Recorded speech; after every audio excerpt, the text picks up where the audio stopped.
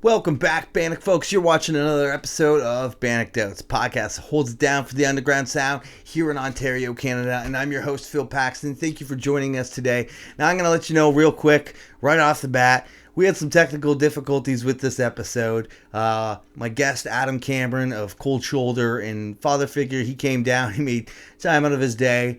And I'm not really necessarily sure what happened. The video just doesn't fall in sync with the audio, and it falls off all the time. It was a nightmare. So unfortunately, I don't have any footage for you this week because we do everything DIY. It's low rent here, and we're all along for the journey here. But I promise I'll make it up to you for next week's episode. We got a good one. But yeah, we got a good one for you this week. We got Adam Cameron. He is a hardworking individual. He drums in Cold Shoulder and does this new project called Father Figure. He's putting on shows. He's helped putting on Hold Your Ground Fest 22, which is happening in Mississauga. Make sure you get your tickets for that because weekend passes are getting low on the ticket count, and who knows, by the time this airs, it might all be gone. So get your tickets for either days. It's going to be a blast. We're going to have a good time. Let's get into shows. We're talking about shows. Let's get into the shows. All right, so this Friday, 2 days from now, May 13th, in Toronto, Off Leash presents Class of 2022 with Dear God, Do Flame, Mile End, and Real World, and that's at the Monarch Tavern. At Sneaky D's that night, Emo Night North presents Drowned with Mount Abora, Last Wretch, and Life Postmortem. Saturday, May 14th, B.A. Johnson with Sons of Butchers. They're playing at the Atria in Oshawa. Tuesday, May 17th, in Kitchener, we have Tunic, Strange Limbs, and Thou Shalt, and they're playing at the Short Finger Brewing. Thursday, May 19th, in Toronto at the Hard Luck, we have talk show host, Teenage Halloween, Wordplay, and Studo. Friday, May 20th, in Hamilton at the Doors Pub, we have Hostage, Juggernaut, Rust, and Scabs Off. Saturday, May 21st, in St. Catharines at the Warehouse, we have Belvedere playing with The Last Gang and The Holdouts. Tuesday, May 24th, in Waterloo at Maxwell's, we have Short Fiction, Bliss Fields, Eddie Evie, and Dead Friend Collective. Adam and the Metal Hawks are going on tour with Revive the Rose. They're playing a couple days. May 27th in Toronto at Sneaky D's. May 28th in Ottawa at Brass Monkey. And May 29th in Barrie at the Queens. Friday, May 27th in Brampton at Spot One Grill. We got Milspect, Mile N, Cohesion, Bar Down, and Gavel. That's going to be a fucking punishing show.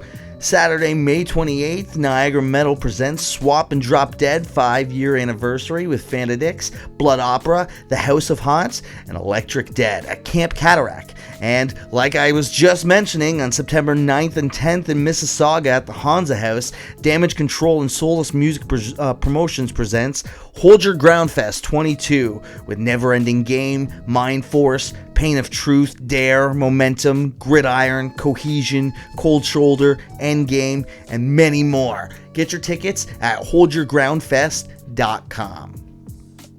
Well, folks, again, I'm just letting you know, no video this week, and I hope you enjoy it because it's a good one. So make sure you got your earbuds on. Nothing really entertaining to show you this week, but I promise you it was a good episode.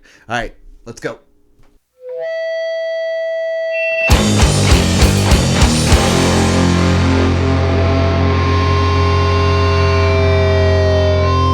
Cool. Right on. Welcome back to another episode of Bannockdotes. T-shirt of the week is Shot Down Twice. We just had Carmen North on the show, and my guest this week is Adam Cameron. How are you doing today, man? Pretty good, man. How about you? Good. Thank you for making the trip down. I really appreciate it. Absolutely. Yeah. Now, tell the listeners and viewers a bit about yourself. Yeah. So Adam Cameron. I played drums in Cold Shoulder. Been in other bands before that, and I recently just started a little side project called Father Figure. Putting a little bit of shows on here and there, and just living the dream with 2 kids and a business. Wow, yeah, that's what you were just saying. Yeah. Now, and the last time we saw each other in person was actually just like a week from now, Yeah, when you guys were yeah. finishing up your shows with Flashback. Yeah. The release. How were those shows? Actually, like, unreal. Yeah.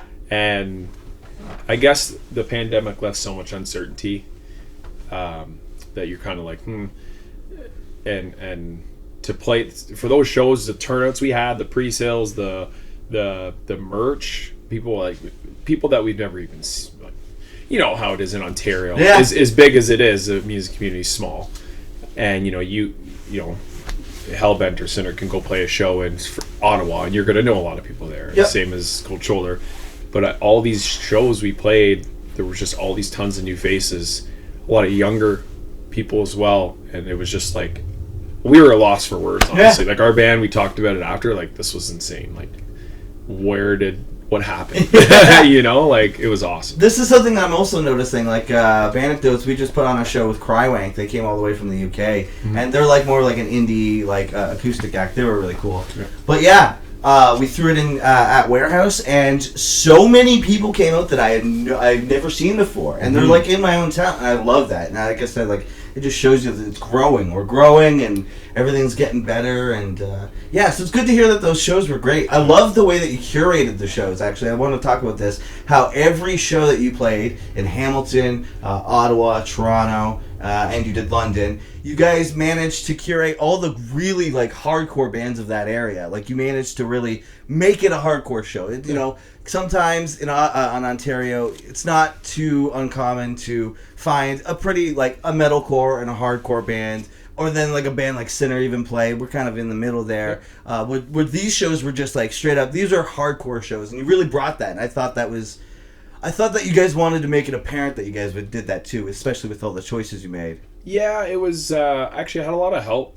I kind of did it myself with the helps of like Jameson from London. Yeah. Kyle from Brampton helped me out, and even in Sean Scallon in Ottawa, Spectrasonic. I was like, hey, this is a show I want to do.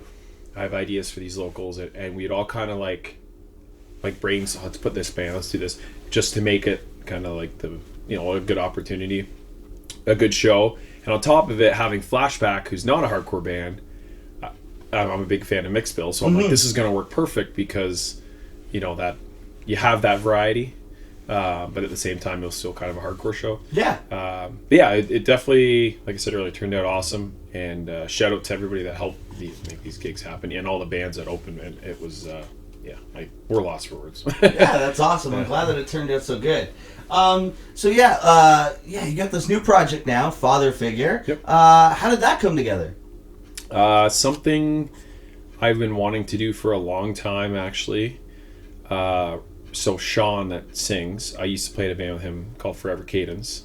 Oh, yeah. Remember back in the day? I think you probably booked us back then. I think Ryan was just posting about it. Yeah, exactly. Yeah.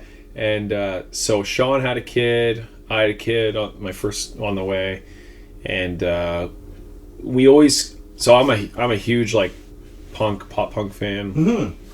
Mm-hmm. Bands like Title Fight or The Story So Far.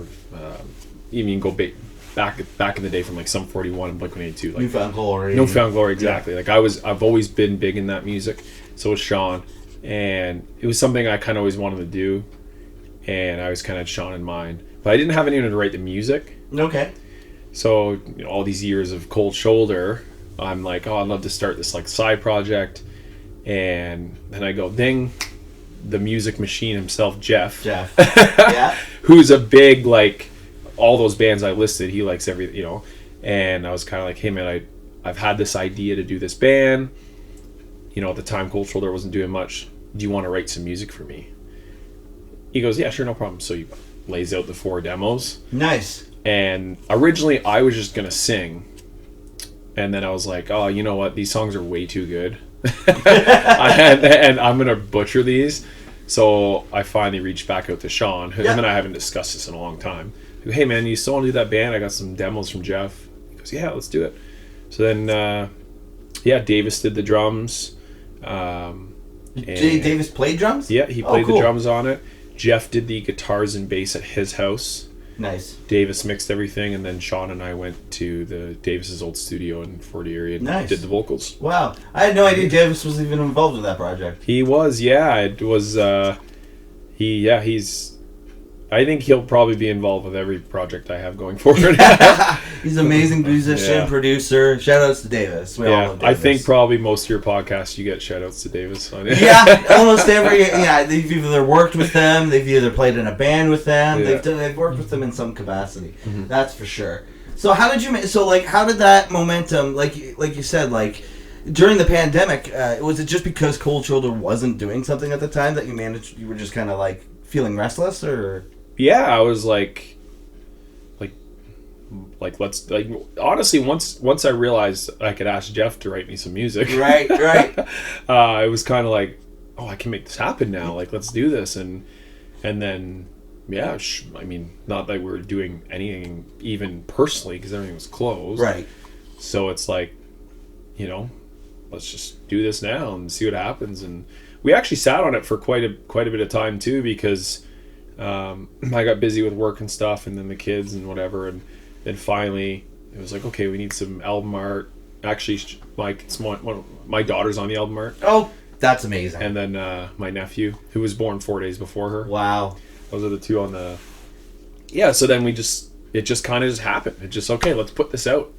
Let's just do this. Let's just put this out, and here we are. So father figure, the name comes with, obviously, with both you being new parent, like you guys said, like you had your son on the way.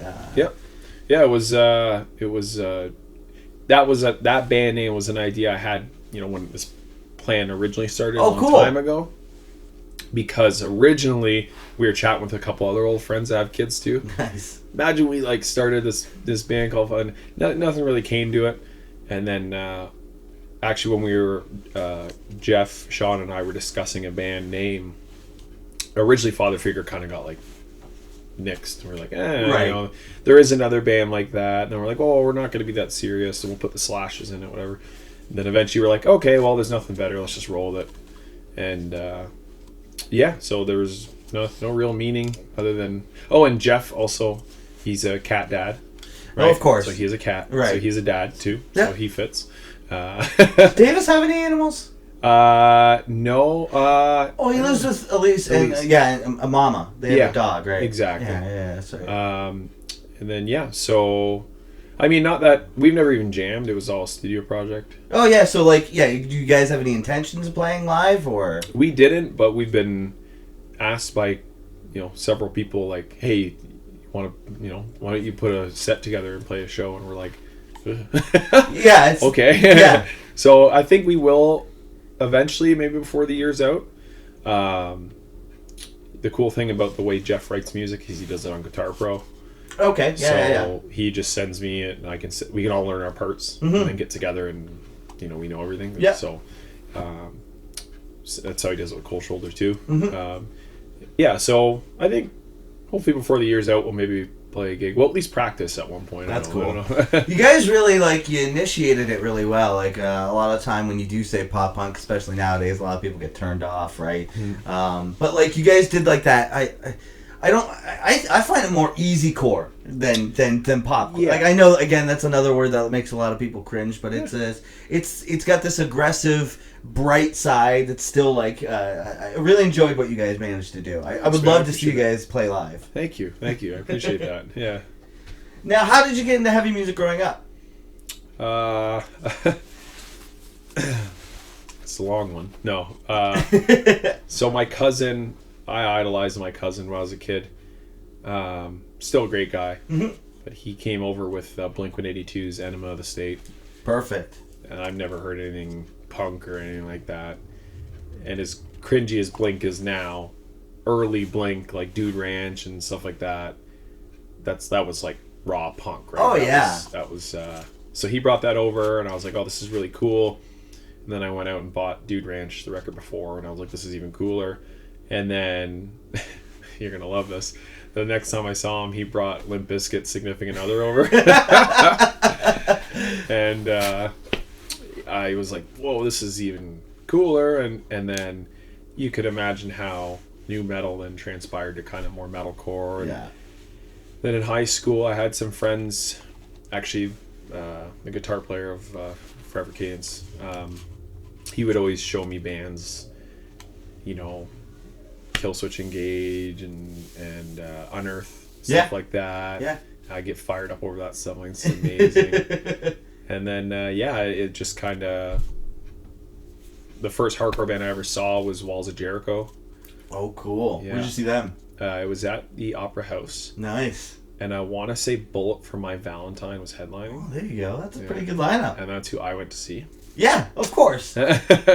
And I also went, and the Fully Down played as well. I don't know if you remember that band. I'm not familiar, no.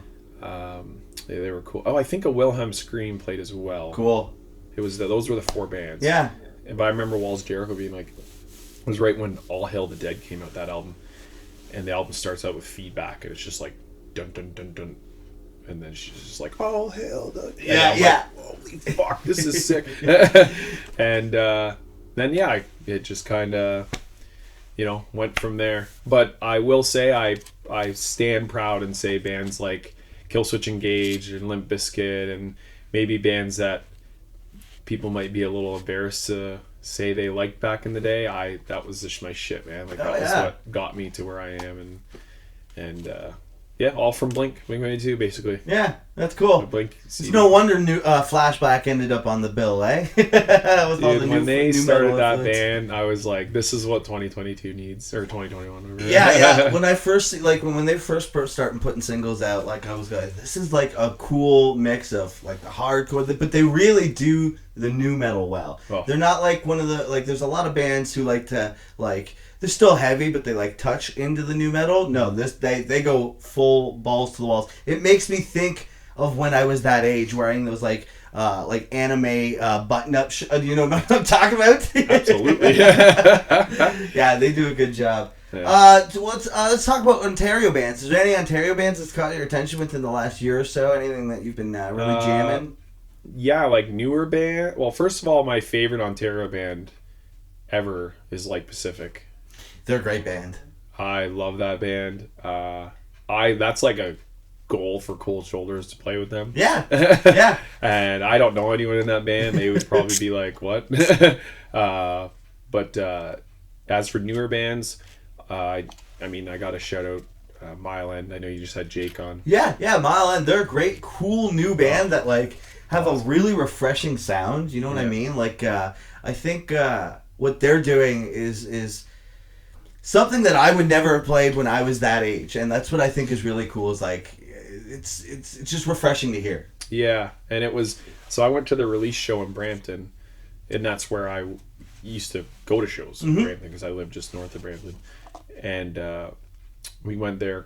Kyle booked it, and it was Cohesion's first show, so I was like, let's go check this out. And this is Mile End band, and it was packed, man. There was probably 100 something people there, and I was like, this band they played. I was like, this band rips. So I'm talking to Jake outside after, and I go, how old are you, man? He's 21 or whatever. I was like, oh, cool. I was like, how did you start this band? Oh, we all went to high school together. I was like, oh, what high school? And he's like, oh, Mayfield, which is where I went. Oh, I was cool. like, no fucking way. This is crazy. And then I said, how'd you get into this music? It was so funny. I don't know if you remember this, but he goes, oh, my uncle got me into it, but he's old. And I was just like, okay, how old? He's like, oh, you're early 30s or something. Yeah. And I'm like, all right, who's your uncle? Yeah, do I know him? Oh, yeah, I was like, that's me. I'm old. And but no. Do you know his uncle? Did you know I him? don't know. But Jake was telling me he was more into the Junction and bands like that, which I wasn't too much into that. But yeah, so where's it going? Mile End, and then obviously, Gavel, great new band. Yeah, Gavel's great, eh? Dear God, who we had on Toys for Tots, who's homies with Mile End. Yep. What Robert's doing there is so cool. Not hardcore, but still awesome. Some new bands. I don't know. I might be drawing a blank right now. That's fair. You've named a couple. Yeah, definitely. Just seeing new bands is what's cool to me. Exciting. Losing Sight, Jameson and Matt's band. Yeah, and that's Aiden's a cool band. Oh man, and they played our London show, and I was like, this is sweet. Like I like new shit. Was that their first gig? No, I think it was like their third maybe. Cool. Or fuck, they were good. They have a tight sound. And Rum Runners has got to be the best venue in Ontario. I really like Rum Runners. Sound there is unbelievable. Yeah. They've got like a couple different green rooms, which is cool. I mean, it's not a necessity when you're in a band, but it's like it's luxury. You get a nice green room where you can actually like chill for a bit. Yeah, I actually really like Rum Runners, and it's of course attached to like the London Music Hall, which is just even bigger venue. Yep. Yeah, they're really that's a cool place. So let's talk about Hold Your Ground Fest. You and a handful of other people are responsible for putting together this really rad hardcore festival. Yep. How did that come together? Where did the idea start from? It was, so I kind of, like, I solely wanted to turn Toys for Tots into a fest. Right. 2020, it was going to be more of a festival, but the pandemic hit and we had to cancel it. Right. And I talk to Kyle all the time. I love what Kyle's doing, especially putting on shows in Brampton, which is where I was from. Yeah. And then, he brought it up to me again, hey, I really want to do a fest. And I was like, dude, like, I'll help. Like, I've been wanting to do this. He goes, I know, that's why And then Jessa, who works for Damage Control. That's right. Out in Alberta. She's, got a lot of experience. And when she was down with Endgame for Toys for Tots, we were all kind of chatting. And basically Kyle just started. He's just like, I'm doing this. You guys want in or whatever? And I'm like, yeah, like, how can I help? And Jess is like, let's do it. And then we got on a group chat. And how did you guys manage to decide on like the headliners that you got? You got Never Ending Game and Pain of Truth and Mind Force and Dare. Like, was it that from the start, or was it like, were you just guys throwing names out? And I think a lot of it. So I didn't do a lot of the band. Like, okay. I put some suggestions in. I took care of the venue, or helped with the venue and the sponsors and stuff like that. But definitely we all just kind of threw some names out there. Obviously we picked it, like, okay, like, Dare is from California, but everything else is like close to the border kind of, right? So it's doable. Right. As opposed to flying bands out. So we just kind of names got thrown out there, and then I know Jessa went to LDB and started, chatting down there a little bit. Yeah. With some of the bands that we had in mind, and then they just kind of, did their offers, and agents and bands. Let's do it, and here we are. Like, cool. That is. So I've never heard of Hansa House. That's in Mississauga. It's a venue or it is now. Anything's a venue. Yeah. You put a PA in it. No, it's actually I forget the correct description, but it's basically like a German Legion type thing. Okay. So it's like a German hall, and they have like, it's like a banquet hall, but it's strictly like Germany. Sure. Based. Yeah, I think we have one of those in St. Catharines. I know what you're talking about. And so, Kyle and I were scrounging to find a place, like, where is there? And he finally found that and goes, can you go check this place out? I said, yeah, we'll go. And we were like, I walked around and I told the lady, I said, this is not on German music. yeah, exactly. And she was like, oh, we don't care. She's like, what is it? I'm like, it's like metal and screaming. And she's like, oh, amazing. All the people that work here will love it. Because I guess they have a younger staff. Oh, cool. She's like, oh, all the bartenders and staff will love that. Let's do it. And I was like, okay, let's do it. Wow. And it's awesome. It's big, but we're trying to sell it out. We're trying to pack it. Yeah, how many people are you trying to, like, what's the capacity? So it's 400 seated. Oh, cool. So standing obviously is going to be a bit more. Yeah.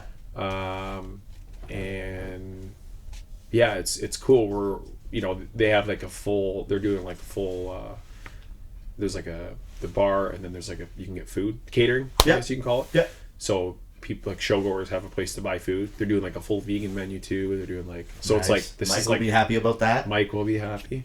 So it definitely, it's like, seems almost too good to be true. Yeah. And the lady that we're dealing with, she's just like, like she's the most like helpful and let's do that. No problem. We can do that. And we're like, why are you being so nice? Yeah. You know what I mean? Like, what's the trick here? What's the trick here? Like, and so, it seems really cool. Is Hold Your Ground Fest, is that going to be like an annual festival, or are you just going to kind of assess that after the fest? Or I think the plan is to do it annually, but obviously like things happen, right? Of course. And like it could go poorly. it could. It's just we don't think it will. No. But anything can happen, right? Right. Maybe all said and done, the venue will say you're never coming back here again. I don't know. Yeah. Who knows? But I don't think they will. But it's the plan is to do it annually, but let's just get through the first year. Yeah. We'll worry about that afterwards. Exactly. And where can the listeners and viewers find all the tickets? Where can they get them at? Through Damage Control's store. The link is, I think, Damage. I forget. I think it's actually just Hold Your Ground Fest. Oh, it is. Yes, but it links you to the Damage Control store. Yeah, that's right. Yeah, you knew the answer. I did know the answer. I was trying to set you up for it. Yeah, Jessa took care of the ticket, so shout out for her. I was just like, I just started sharing the link. So when it comes to local shows, do you think now that the pandemic is, we're kind of slowly opening up more, and inflation is certainly a thing that's happening, do you think that we should be charging more for like hardcore shows? Do you think the days of the $5 and $10 hardcore shows are gone? Mm-hmm. Do you think they still need to exist? What are your take on that? I think it needs to exist to a certain degree, because with inflation, people they have less money. Yeah. So, they can't do those privileged things and go to a show because they have the extra money, right? Because they have to spend it on gas or whatever. But at the same time, like, these bands can't be doing it for free forever, man. No. And especially if they're touring and it's... The money seemed to be where the shows, right? Exactly. The price has to go up a bit. Yeah. But it's got to be reasonable. Like, I don't believe in a $20 local show. That should never happen. Even these shows Cold Shoulder did, we did $10 pre-sale and $15 at the door. Yeah. And like even 15, in my opinion, felt a little high. Mm-hmm. But when I was looking at our expenses and everything, and like, I was like, it's an extra $5 maybe, or $3, whatever. I'm like, you know what? Like, let's just try it and see what happens. And it worked out good. So I definitely think, it's got to come up a little bit. But you don't want to take advantage of it. No, you don't want to take advantage of it. I do believe, and I wouldn't be upset with the $20 local show. I do think bands need to get some of their scratch. Mm-hmm. I mean, music is so readily available, and I think a lot of listeners take advantage of that. Mm-hmm. I mean, not on purpose. I don't think they're doing it on purpose. But the fact that we live in an age where like you could just pull up and listen to a track in 2 seconds, and you got the idea of the band. Whereas before, you needed kind of like you're my age. You go to a show and you never knew that band before, and then you leave going like, I love that band, and you leave with their T-shirt, their CD, and then now you know more tracks, or like you go home and you go, I recognize that track that they played on this song. Yep. So like, it is a bit of a double-edged sword. I don't think $20 shows is a lot. Like it's like you can't not $30 local shows. Yeah, you can't not recognize that, exactly. Right? I like what you guys do for Toys for Tots with the idea of like donating a toy. I mean, that is around Christmas time. Yep. I think even you could get away with, for Toys for Tots, you could charge a stupid amount or donate a toy. So it incentivizes them to bring the toy instead, right? Yeah, I guess. I mean, I'm not telling you how to do it. No, I've thought about that, but the charity also, they accept cash donations. Yeah. And the problem is with the problems we've run in the past is the toys got to be brand new, right? Or else they don't accept them. Yeah. So the charity literally says, like, if you have a hard time getting people to donate toys, just take cash. Yeah. So we still donate a bunch of cash every year too. Okay, cool. That's cool. But even last Toys for Tots, everyone was like, man, you can up that $10. Like, don't be afraid. And I was like, I can't. Like, it's I want to keep it. Man, like, because growing up when we went to shows, it was 5 or 10. It was always 5. And you were seeing wicked bands. 5, 6 bands on a bill. I remember like when like Textbook would come over here, Yeah, and they would play in like Caledon East with like Means or something, and it would be like $6 or something, and I'm like, this is insane. Yeah, I definitely think, that I wish those were the times. I wish that was the case still, but I don't think we're not headed in the right direction. We're not heading in the right direction. Hey, if there's another thing to keep in mind, if you do charge like $10 for a show, if you want to really support the band, if you really like that band, go buy that shirt. Go pick up their shirt. Leave, because you're literally giving the band money, right? Exactly. It's like there's no middleman in between. There's not a promoter in between. Even though, I mean, you guys did set up your own shows. That's not the point. No, I was just saying that, like, this way they're going right to the... I'm always a big fan of, like, picking up a t-shirt, whether even I like the t-shirt or not, to be entirely honest. Yeah. I feel good about supporting a band at the end of the day. Yep. No, that's how it should be. Cool. Sorry, I didn't think that was going to go for on that long. But let's talk about you recently. Well, I was going to say you recently became a father, but it's not that recent. It was 2 years ago now. So, do you have any advice for anybody who would be like, who's a new parent that you wish that somebody gave you? Oh God. Any warning signs? Something to like prepare them for, or? Oh geez, no. Because you can't prepare. Like, you think you can be prepared, and I don't know, man. It's a ride, that's for sure. Yeah. For good and bad. Like, I have 2 awesome kids, my daughter and my son, and I don't have a complaint in the world about them, but like, of course not. My daughter, she'll be 2 in May next month. And sometimes she'll have a temper tantrum, man, and I'm just like, dude, you gotta chill. And it definitely gets I guess a little overwhelming when they get start getting upset and screaming and right. What's wrong. But it's a ride, buckle up. Yeah, and it's only the beginning. And that's what we're like, holy, like, we're gonna, like, who knows what, this is only 2, like, what's 5 gonna look like? It's exactly it. What's 10 gonna look like? What's 25 gonna look like? Yeah. You know what I mean? Like, it's so, but I don't know, don't be afraid. Like, it's as corny as it sounds. We have a lot of people, we have these conversations about how fucked up the world is right now. Right.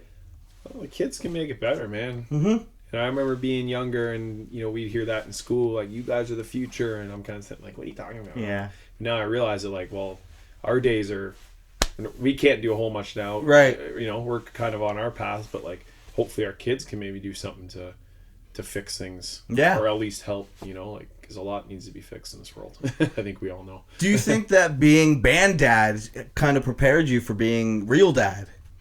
A little bit. I think real dad, it's all, honestly, Caitlin, my partner, she's like the brains behind this operation here. I wouldn't say they correlate. As funny as it would be to call my band members babies right now, that would be awesome. I can't do that because they're all pretty cool. They're all great guys. But it definitely, the responsibility aspect, yes. Sure. Right? Because when you're trying to like manage a band or whatever, you have a lot of responsibility. Plus I own my own business stuff too, so my responsibility is like very high in life. Yeah. So now to have like the ultimate responsibility, right? I guess I kind of have a little bit of experience, right? So maybe a little bit, yeah. Yeah, there you go. Cool. I think we could get into some anecdotes now. Let's do it. Cool. So tell me some of the wildest stories you have from playing in a band. Anything on the road, at a show, in the studio, anything in between. Yeah. So I just have to, I know Mike talked about it, but I just have to touch on it for a minute because the craziest thing I've ever done in my entire life was change that transmission. That transmission! That, to me, that even like because I'm a truck mechanic. Right. So even work related, changing a transmission in a parking lot in the middle of nowhere with barely any tools. Yeah. To me is like, I can't believe we fucking... Yeah, that's not just an easy feat. No. Right. That's my ultimate like tour story that I will, hopefully share with my kids one day. And but definitely, you know, like Mike, when when he was on here, he said a lot of the weird things happened to him, and so we tour with Carolyn. She's like our tour manager. She does a lot of our That's right. Shout out to Carolyn. Yeah. Shout out. So she does a lot of our paperwork and merch and whatever. Mm-hmm.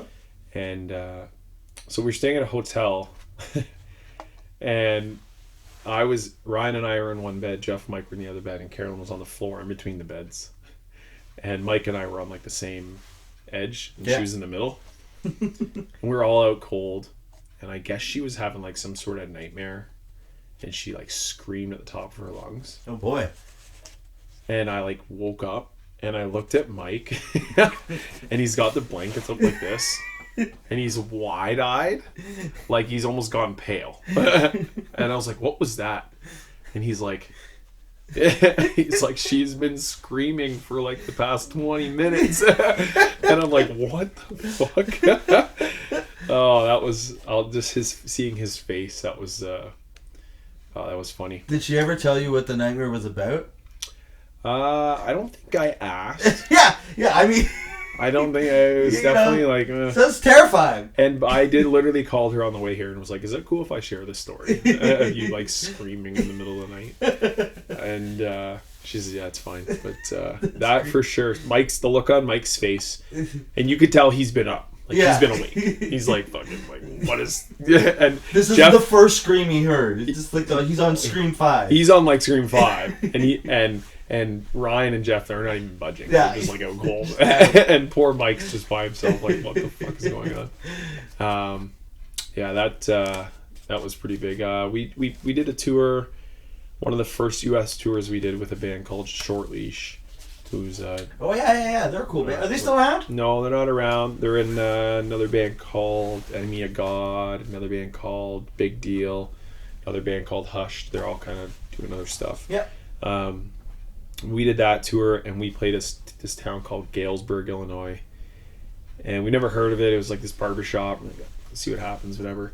And we get there, and the person booking the show was a student. It was a college town. Okay. They just had like this incredible college or university there, whatever. Sure. And he was like, "Hey, come to the caf. I'll check you in. You can eat on my meal card." We're like, "Oh, sweet. Lovely. This is cool." It was Alumni Week. Okay. Which, university and college in the States is way different than up here. Like they're all about this shit. Like, oh yeah. Once you go to that school, you're at that school for life, man. Those are your colors. Yeah. And so we had whatever. We played a show. It was a good show. I was at a barbershop. Afterwards, the promoter's like, "Yeah, you guys can crash at my house. And there's a party later if you guys want to come." And I think I can't remember if just Ryan and I went or whatever. A bunch of us went or whatever. And anyhow, so we decide like, let's just roll with this. Like, let's just tell everyone we're alumni. Yeah. Why not? So Ryan and I were going around telling everybody we're alumni to these new students. They're like second years or whatever. Yeah. And they gave us like a free case of beer. They're giving us all this free shit. And we're like, this is hilarious. They're like, Kappa Beta! Yeah, and we're just like, and they're like, these guys are alumni. Woo! And we're like, yeah. Meanwhile, we didn't even know the name. Yeah. Who knows? Yeah. And I think we just told them that we graduated with like a sociology degree or something. Sure, right? Something to make us sound smart. Yeah. And so that was good. Galesburg, that was always a good. Galesburg, eh? Yeah, a little town. Like you would miss it in a heartbeat. You would that town. How was the show? Was it a good time? It was cool. Yeah, it was a very small barbershop. The venue was awesome. A barbershop. Yeah, it was a barbershop. It was so cool. And they've actually, I don't know if they still do shows there. This was probably 2017. Yeah. Yeah, they have like a good community there with local shows and stuff like that, which is rare for a university town. Right. Because most university kids, they're not really hardcore people. Right. They're just kind of... I'm not trying to stereotype. I sound like I just stereotyped there, but you know what I mean. When we think university, especially in the States, you think like jocks. Yeah. Well, we got Brock University in St. Catharines, so I know what you mean. Exactly. Right. It's yeah. So that was pretty wild. Stopped into accidentally. It was an accident. I didn't even know. Have you ever heard of the stories of like the south end of Chicago? No.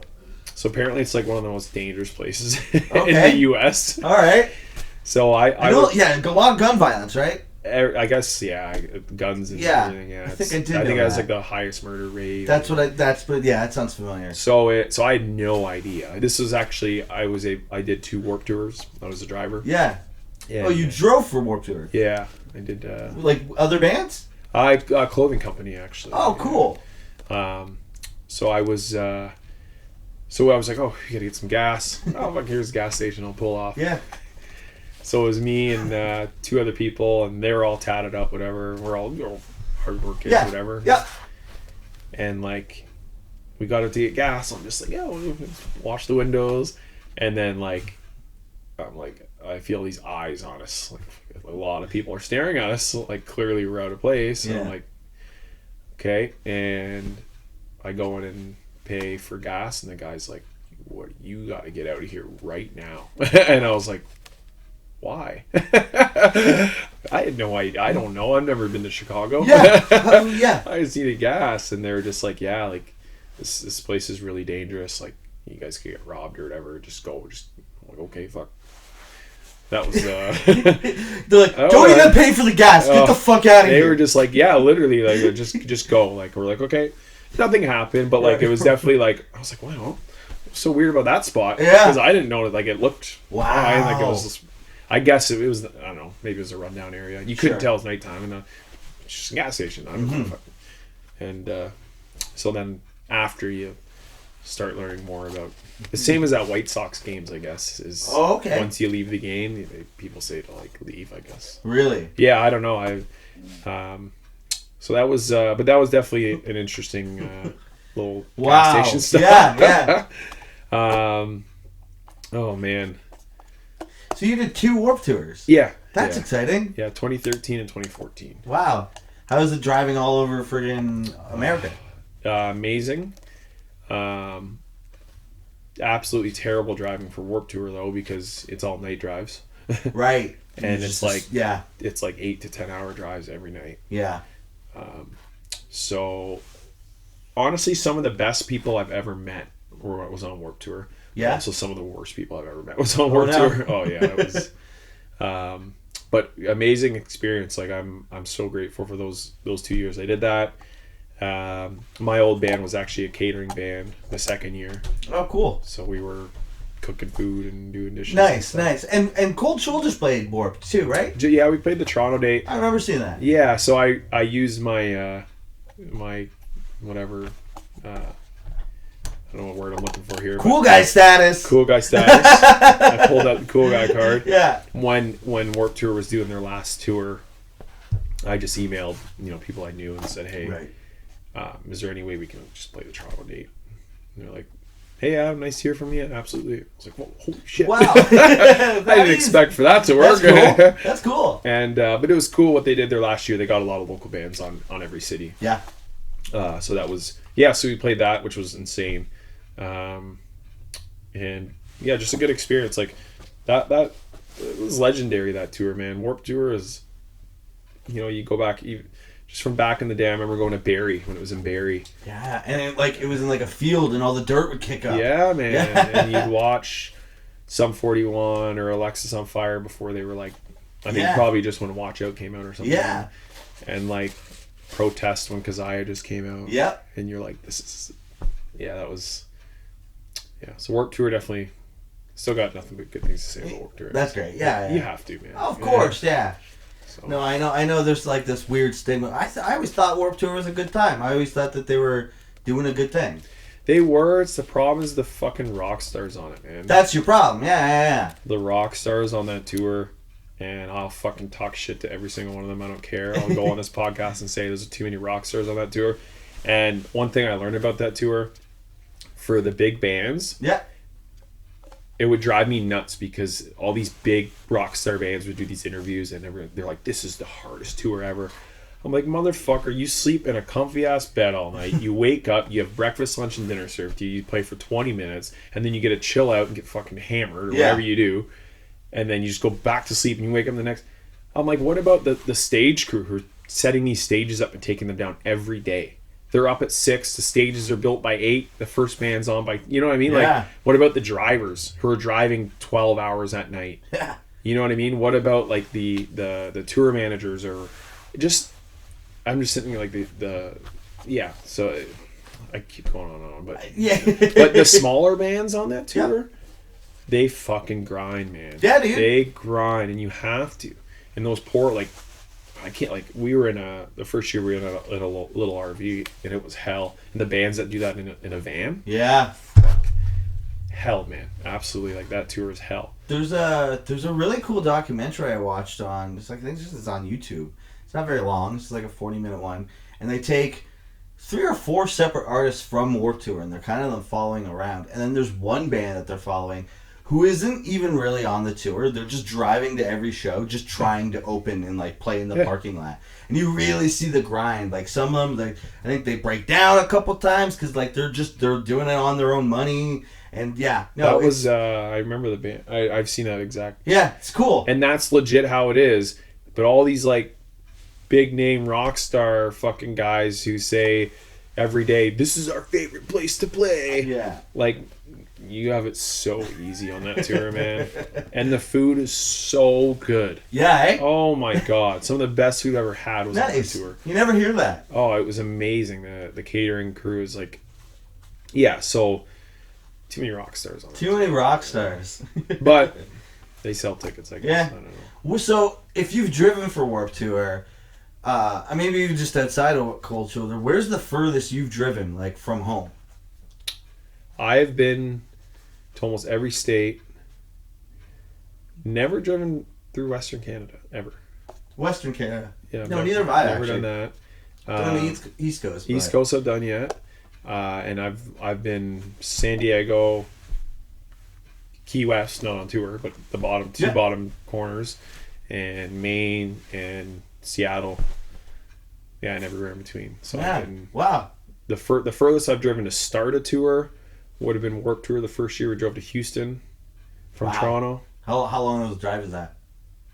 I don't even remember. I think it's like a 22-hour drive. Wow. No, the first year. I'm sorry, that was the second year. The first year we actually started in Seattle. That was like a 36-hour drive. Oh wow. But the second year we did it, we had to make all these stops and hang out with people. It was so. But Cold Shoulder wise, the furthest we had to start a tour was Omaha, Nebraska. So that would have been, I think, like 18 hours or 19 hours. Yeah, something like that. We drove home from Denver once, which was 22. Wow. 24 hours. Something Just like straight? Yeah. Swapping drivers out? Actually, yeah. You guys still have that Airbus? We do. Nice. Yeah, same transmission and everything. That's great. Yeah, we still got that. I'm actually, because like, obviously Cold Shoulder can't tour a whole lot anymore. Right. We can, but like more shorter. You want to make them count. Exactly.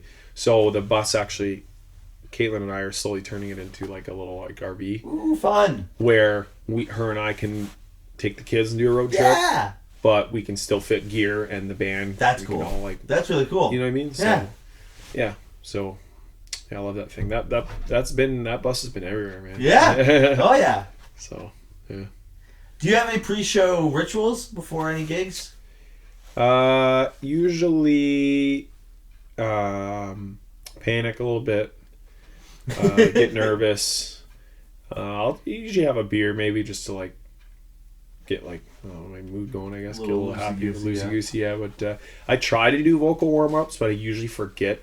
yeah. And then I'll usually be like, I gotta do vocal warm ups, and then I'll run in and see Mike, and he's like, fuck, I forgot to do vocal warm ups. I was like, yeah, me too, man. You do like the Xena screaming warm ups, like the some of that stuff. I've only watched a bit of that. Yeah.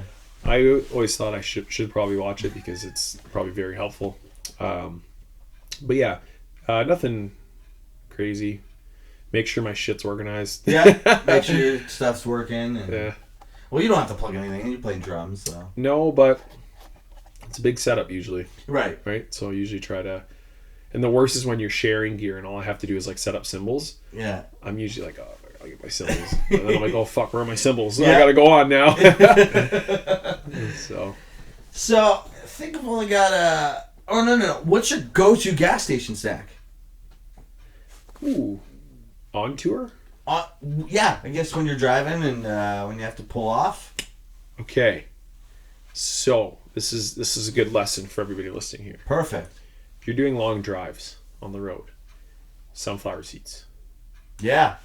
Because they get your brain going, I guess. They like stimulate your brain because you're trying to do something. Yeah. Like you put a bunch in your mouth. So I always get sunflower seeds when I'm on the road, always. Okay. And they help me. I just get like an empty cup and just spit them into the cup or whatever. Yeah.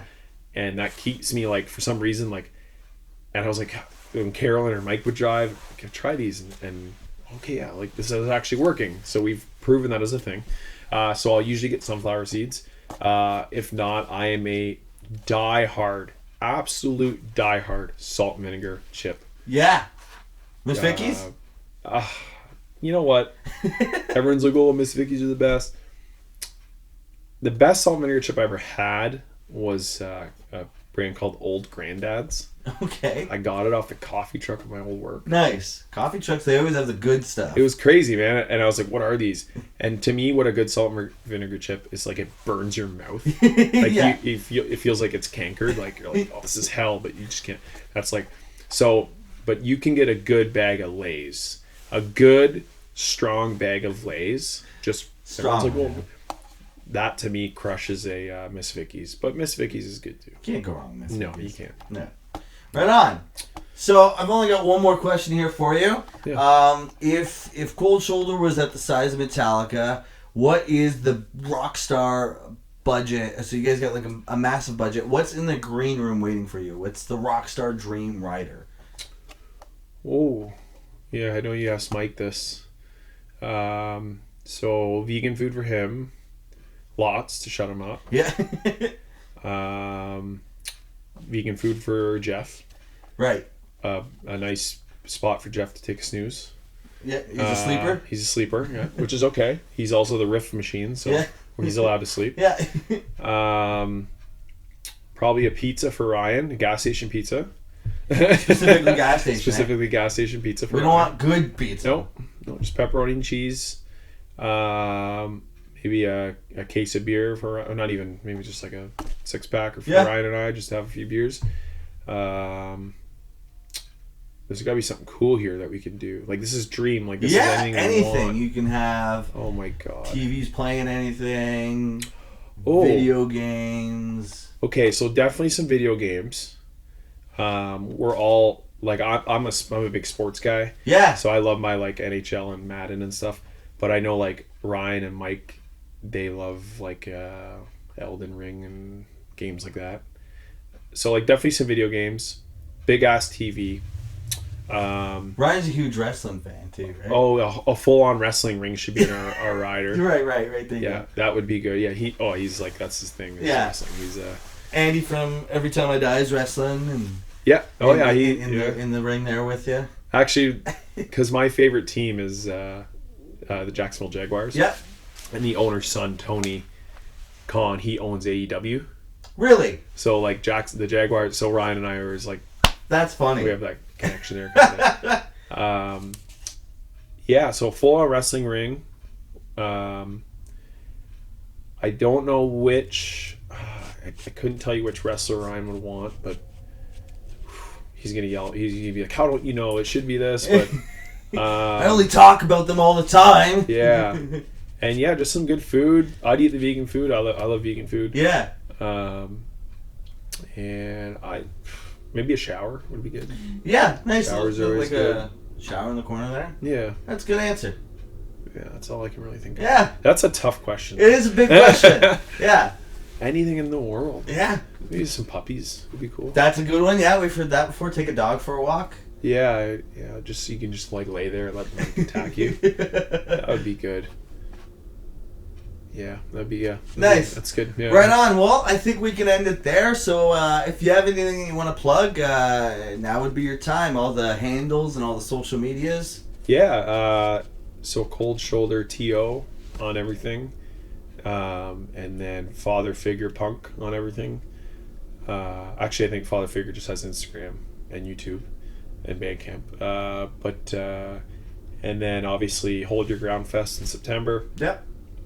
Prior to that, excuse me, I got to shout out the Scoped 5-year anniversary. Yeah, that looks like a exciting time. We're playing that. So there's tickets for that available as well. if you're in Western Canada. Yep. And to everybody playing music in Ontario, keep it up, because this is awesome, man. Like, this is... Yeah. It's crazy. Shows now are... I guess the pandemic, people were like, fuck, I want to get into local shows, and a bunch of people are coming out. I think it's so cool. Yeah. Shout outs to your company, too. Oh, yeah. Yeah, my business, yeah. Shout out to my business, yeah. Right on. Yeah, no, and thank you. Shout out to you, man. This is thank awesome. You. Yeah. You've always done good stuff, and keep this up. This is awesome. Appreciate that. I love these podcasts. Yeah. So, folks, you can get your tickets to Hold Your Ground Fest at holdyourgroundfest.com. That's coming up in September. It's going to be in Mississauga. Cold Shoulder just put out a record. Definitely go jam that out. All right, let's end it there. Awesome. Thanks, man.